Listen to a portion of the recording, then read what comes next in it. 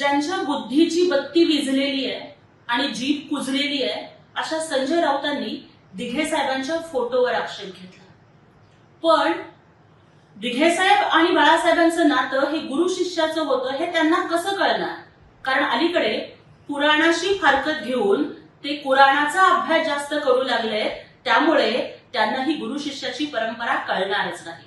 रामाच्या शेजारी हनुमान शोभतात ना, तसेच हिंदू हृदय सम्राट बाळासाहेब ठाकरेंच्या शेजारी आमचे दिघे साहेब शोभून दिसतात. ही गुरु शिष्याची पवित्र परंपरा आहे.